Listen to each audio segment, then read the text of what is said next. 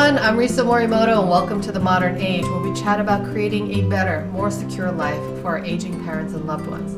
Be sure to click on the subscribe button and the little bell, and so you'll be sure to be notified as new episodes are uploaded. When my mom had her stroke, our family was completely caught off guard. She was a healthy 65-year-old who exercised and ate right. We didn't know it at the time, but her stroke would completely change my and my siblings' lives and our relationship with one another forever. 18 years later, we still take turns caring for mom and now dad with a rotation of aides. We've had ridiculous amounts of ups and downs, and we've also had to depend on one another in a way I never imagined. Today's guest is retired Major General Tony Taguba. Tony and his siblings were not at all prepared to care for their parents when they got sick. Yes, even high-ranking Army generals are family caregivers. He commuted from his home in Virginia to Hawaii, where his parents lived. He shares what he learned and the mistakes he and his siblings made. Tony is now a community ambassador for AARP so that others can learn the basics of caregiving and avoid the pitfalls that can befall a family if they're not properly prepared. Check it out. Tony, thank you so much for being here today. I just wanted to start off, if you could tell me a little about yourself, as Eddie is. Coming around. Really, Eddie? He's part of caregiving. Eddie, really? Well, to start, I was born in the Philippines. When I joined the Army back in 1972, after I graduated from college, served 34 years, and so I retired and worked in the corporate side for a little while, about 2 years. And then I wanted to reimagine myself. So I took a little test from AARP called Life Reimagined, and one of my passion is community service. And I got interested on this thing called caregiving only because of what had happened to my parents. Both were ill at the same time. My mom was going through cancer, but she was also my dad's caregiver at home. That would have been impacted on her if she was to die first. Because like we were planning, my dad would die first, but the role got reversed there. And so when I was asked by Daphne Kwok and AARP if I would join them on this multicultural caregiving, I said yes, but little did I know that this was nearly a public health issue across the country, that it was not just us, family, unprepared to care for both ill parents, that it was across the nation. Did you feel like that was true for your family, that your family was unprepared to caregive? Yes, totally unprepared. We were shocked when she said, I have 6 months to 2 years to live. What do you do? You know, we didn't have a plan. All she said was, I just want to let you know. I go, well, don't let us know. And my dad, being the reticent stoic himself, because he was going through dementia and hypertension and the like, didn't really realize that cancer was doing to my mother and what her illness is doing to the rest of the family. That there were 7 of us kids, and we all recited, don't worry about it, Mom, we'll take care of you. Well, we're just, ignorant that how do we take care of someone without any plan? Not everybody was living in the same place either. No, we were everywhere. We got sisters in Hawaii, Arizona, Texas, Alabama, and I was the farthest one away. And you lived where? Virginia. Yeah, I was always the farthest one away. And where were your parents? They lived in Hawaii. Well, so what happened then? What did you guys do? First question is, who's her doctor? Who's her oncologist? How are we going to deal with Dad? Because she's going to be ill, going to therapy. And then we said, all of us are going to help, right? Well, no. 2 of my brothers then were unemployed, and they were just incapable of looking after my mom, even though we said, okay, 2 sisters in Hawaii, I'll take that first, and then 2 sisters in Arizona, you on the 2nd shift, and Tony will be the 3rd shift. Sounds good, right? Nah, it didn't work that way, because then the tension started to creep in. The arguments, your turn, my turn. My 2 sisters, my 2 younger sisters, were basically blaming the elderly one, the older ones, me, my sister, and my two brothers, that we left my parents and that they are now responsible for taking care of them, which is far from the truth. That was the main contention. How did you resolve these issues? You know, we have the same issue. The child who lives closest to the parent is the one who becomes the primary caregiver and handles the load, right? Mm-hmm. My two sisters will take the first shift. Both had jobs and both had kids in school. So we just kind of went around the schedule that I'll take like the third month for 2 weeks and that sort of thing. It's on the calendar. We had to make it work just to ease the tension, because my parents knew that there was tension, you know. Once you were able to set a schedule and I guess the responsibilities were defined. Sure. So how long of a period was that? And what do you find was kind of some of the biggest challenges in terms of you, especially somebody who's doing it long distance, right? You had to go to Hawaii every month. Right. I call it discovery learning. Who are their doctors? Number one. What is, for both parents, because my dad had to go through his hypertension appointments. When do they go?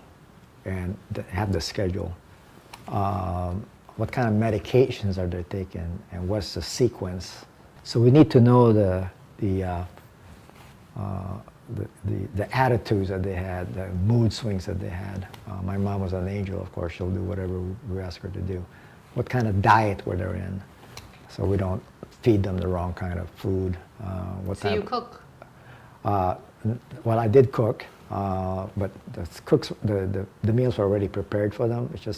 It's frozen, that we had to defrost it. Those are the kinds of things that we needed to know, and what to ask the oncologists when we took them to their appointment. So like when my turn is done, my older sister would come and we have like a debriefing of some sort, right? Okay, dad there, blah, blah, blah, mom did this and that, you know. This is their appointment schedule. You know, so we try to keep it as simple as possible without trying to argue about it. But did that work? It didn't really work all the time, because sometimes I would stay for 2 weeks, sometimes I would stay for a week, because I had a job too.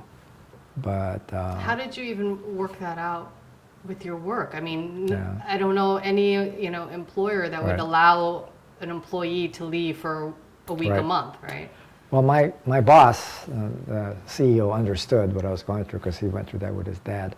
But it was my co-workers that were saying, can't you just hire a caregiver? Well, we looked at my mom and dad's finances. They didn't save a lot of money. My mom worked as a janitress, and she saved some money, Social Security primarily. My dad was on retirement. See, that's another discovery learning, that how do you pay for someone that's needed a care?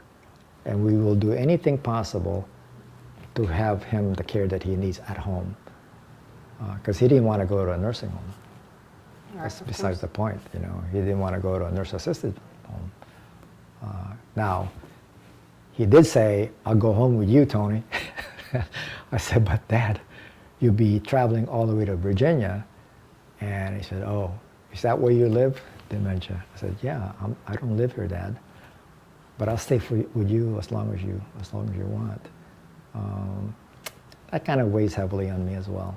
So how long did that go for? 3 years. Much longer than what we did with my mom.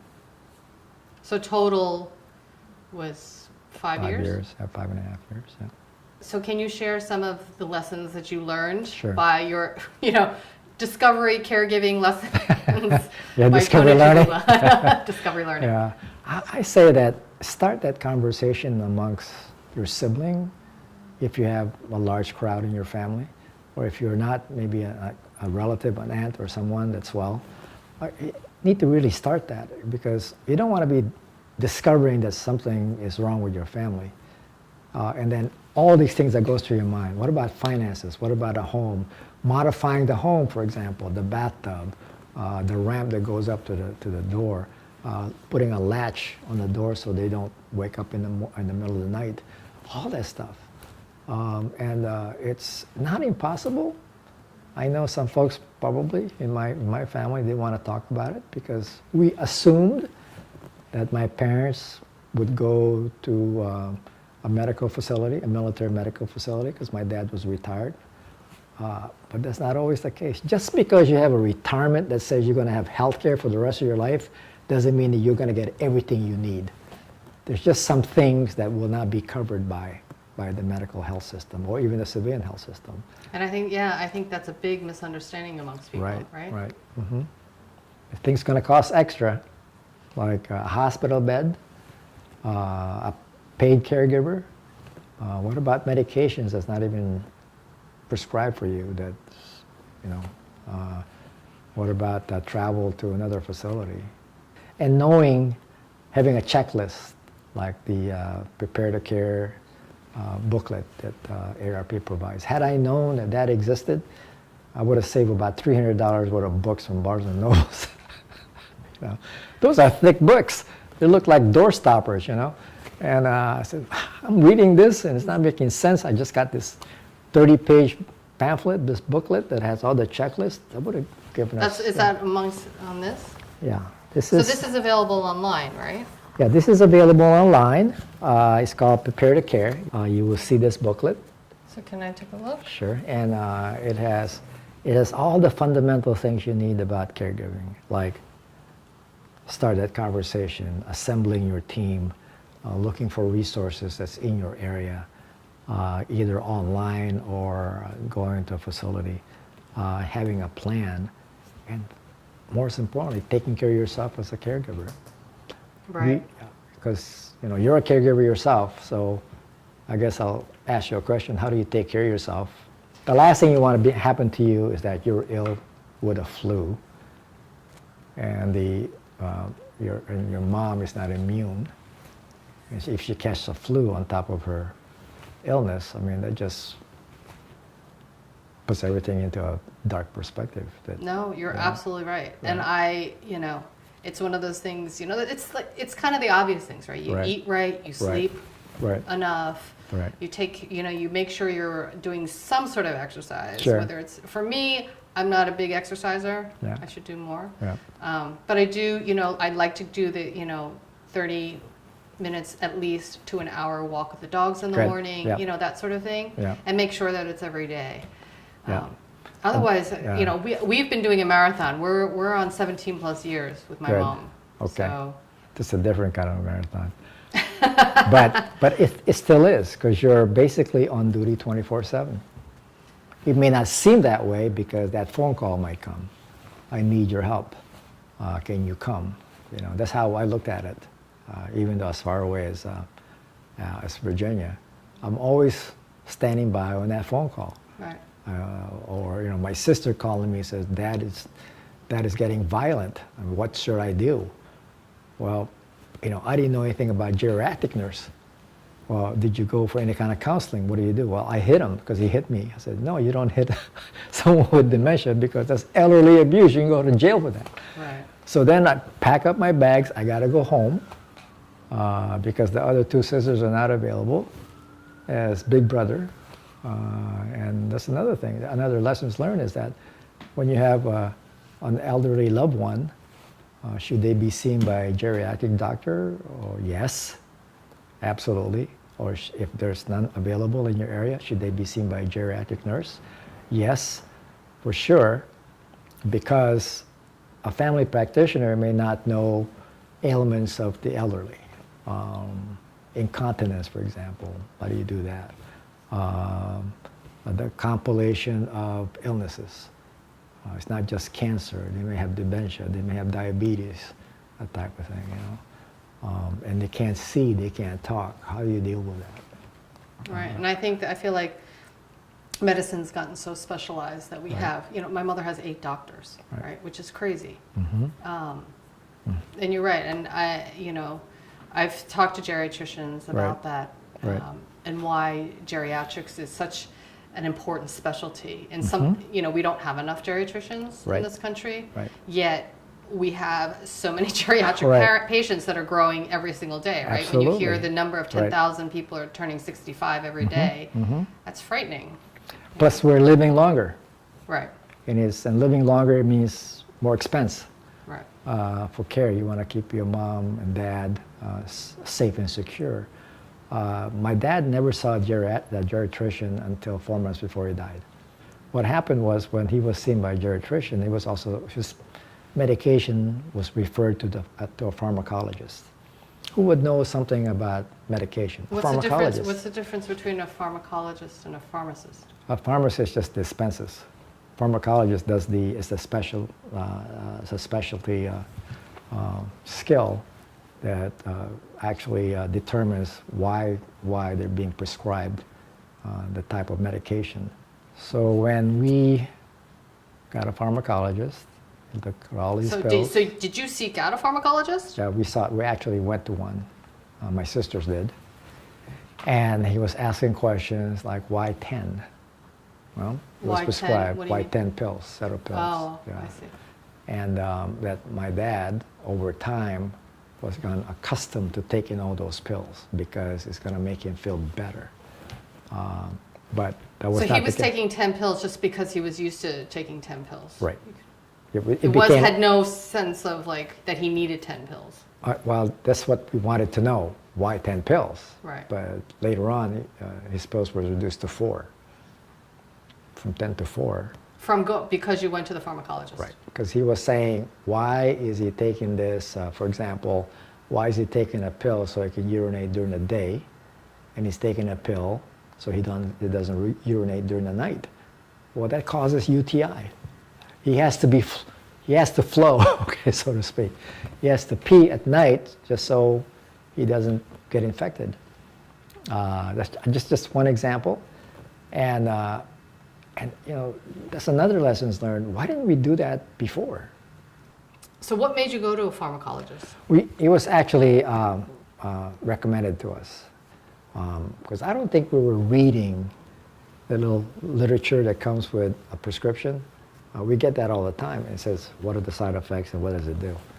A geriatrician could make a determination of what kind of medication they should take based on the medical condition of the elderly, okay? Especially if they have a compilation, an aggregation of illnesses.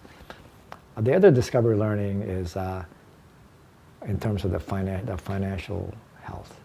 What are those things that they're paying out of their retirement income? Is it a mortgage? Who's going to do the bills, utilities, and the like? Especially if they're still living in the home. Do you need a modification, which we did for my mom and my dad on the bathtub? The ramp, walkers inside the house, who's going to pay for that? I mean, all of that litany of stuff. Unknowing Social Security, for example. When they die, there's a Social Security insurance that they should know. So for my mother... Social Security insurance? Yeah. There's one, there's income in there somewhere that you have to settle with Social Security once you have the death certificate.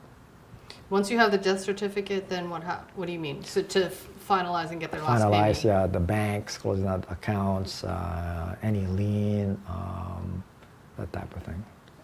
Also, if you have to travel, if you have a bereavement, fare, you have to show a death certificate so you can fly a special fare. Little things like that, But it all adds up, and if you don't know about this stuff, right, yeah, then... Right. Burials are not cheap. Funeral ceremonies are not cheap. And when my mother died, we went to the mortuary and looked at their plan. And the lady says, oh, it's here somewhere. Okay, this is a true story. So, oh, here it is. Said, oh, nobody looked at this plan since your parents had it. I go, what? And the cemetery was only 2 miles away. So they bought everything, pre-ordered everything. Right. How many years prior? It's 30 years before. 30 years before. Now, should we have known that? Yeah. But, we went about our lives, I went to the Army, 4 of my siblings went to the mainland. So you're saying that if you have these conversations prior, right, then you way don't have prior. these problems right. when it happens. Now, it's not easy, as I say, but you need to bring it up. The last thing you want to do is you want to sit down with your parents and say, okay, Mom, Dad, I know you're not well, you're seeing your doctor, blah, blah, blah, we see you're still smoking, you know. Who do you want to take care of you and the whole thing? And being in a Filipino community, the first thing they're going to say is, what are you worried about, your inheritance? You ain't getting nothing, you know. It's not about inheritance, Mom, because we may have to use that money to care for you. So the issues that you had within your family, Right. and now that you go out into the country and Sure. you know you travel all over, Right. giving talks about caregiving. Sure. How common is this issue? Pretty common, except they look at it one-sided. So I tell them, okay, so you're not caring for a loved one, and then the question I'm going to ask you is, who's going to care for you when it's your turn? Have you thought about that? Silence. Right? But it's not impossible. If you're going to do this, there's a lessons learned here. So maybe you should start a conversation with your children, you know, that this is happening to grandma and grandma, grandpa and grandma, and I would really love for you to take care of me, you know, in a dignified manner. Now, you'll get a yes or a no. And sometimes, well, gee, Mom, I mean, why don't you just pay somebody to be your caregiver? I mean, you can't walk away from that. It's, no matter how you slice the cake, you might say, it is a family matter. Literally, unless you want the county to take over, or once you see the city to take over, then your life will be miserable. But I tell them And the that's brutal, the case, right, for Yeah. some people, where because now, you know, having a family where there's 7 kids or 5 kids oh, one kid, yeah, is pretty rare, right? right, mm-hmm. I mean, families are getting smaller. Right. We have higher divorce rates now. Mm-hmm. You know, split families. I feel like it's a totally different generation now, right? We're hitting It this is. kind So, of crisis where what do we do when we don't have enough people? Mm-hmm. And that's true across the country. I've been doing this now for over 4 years. Hawaii, I met some that neighbors are taking care of neighbors because the son squandered the mortgage. Now she's being evicted. So where does she go? Well, they can't afford to send her to a nursing home, so now they made room for her. That's one occasion. I've heard millennials having to drop out of college because she's an only daughter. She had to come home and take her to mom. And she's worried about what's going to happen to her because there's no money, all the money that they know. So what do we do? You know, the whole idea is there are resources out there that are able. If there's no relative, you know, should there be a power of attorney? Should there be a friend? Should there be a cousin? Should there be a minister that you can go to and say, when it's my turn, you know, please take care of me. You know, that's pretty broad, right? So, and they'll find a way to take care of you. You just can't dismiss that. I know of. But there's also certain things that we could do ourselves to ensure that that burden isn't as heavy as it could be, right? It's called taking care of your health. If you know that it's going to, if you've been a caregiver and you've seen how denigrating, not denigrating, but taxing it is. It is taxing. It's 24/7, and you sometimes there's a thinking that says, "Man, you know, how long is this going to take?" Sometimes you can be as morbid and say, "You know, maybe she just passed away," that type of thing.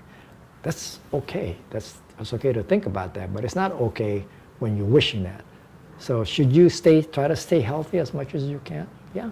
How do you do that? Well, do something.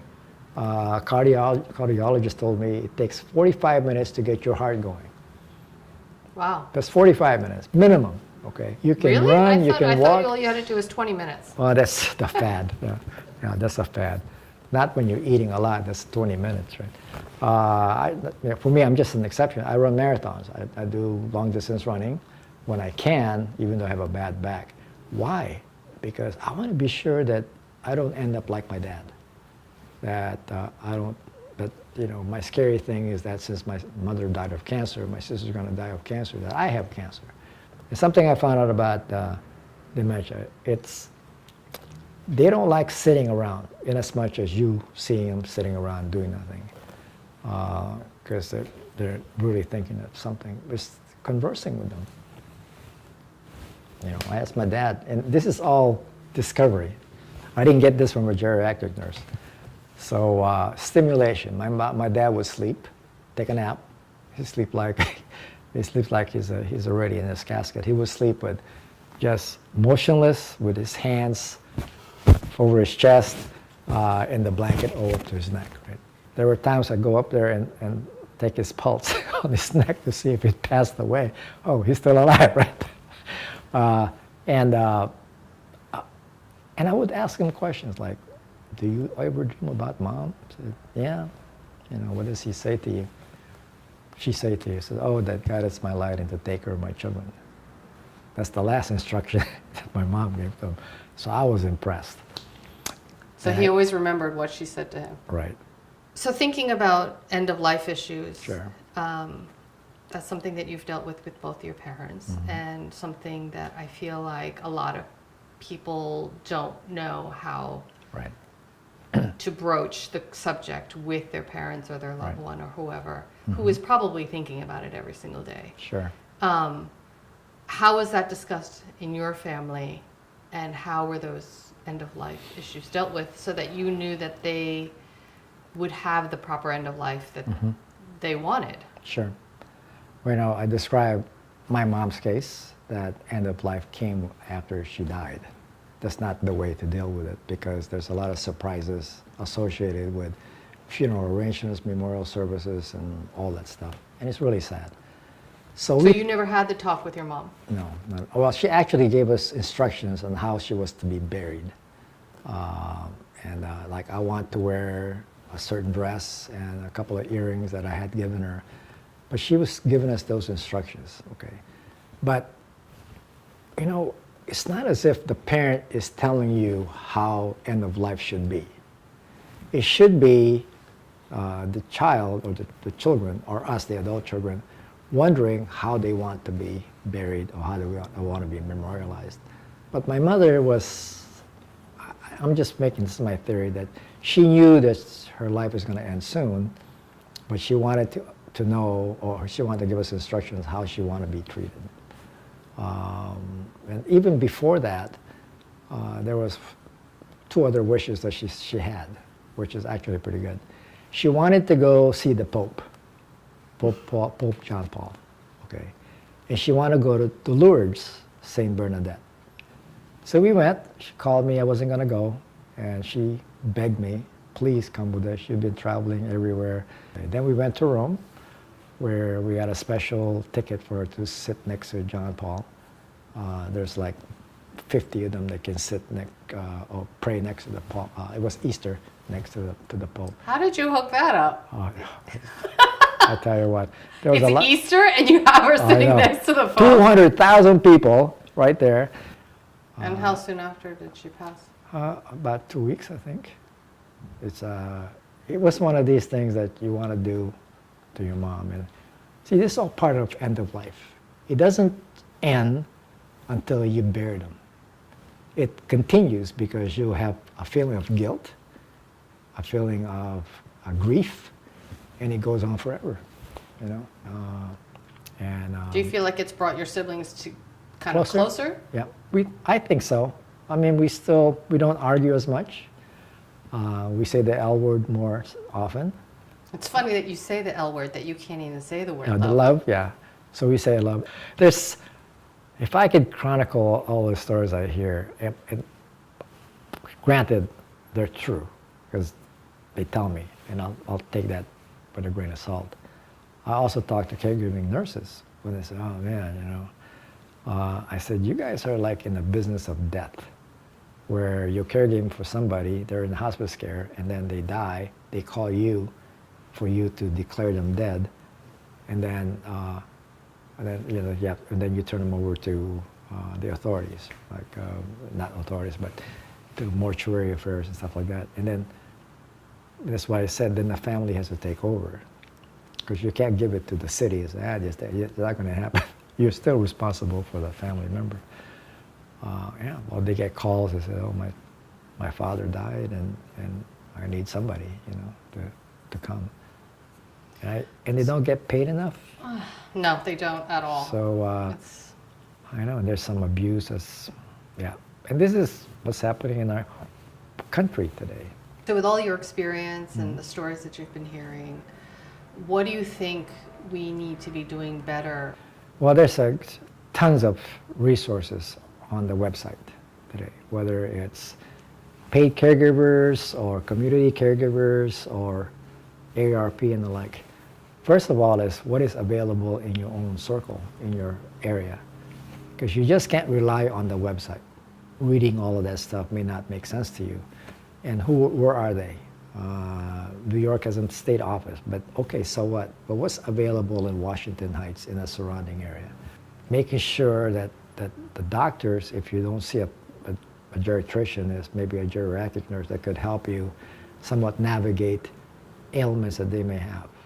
One of the things I ask is, anybody here recognize dementia? What are the signs of dementia, for example? Well, when they start to lose their memory, they don't know whether they lay something down. They're unable to speak, for example, incontinence, albeit, but they feel lonely. There's a change of mood.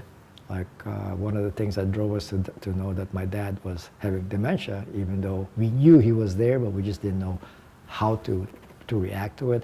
He would walk around naked. You know, he would take his clothes off, and in the middle of the night, he'd try to walk out of the house.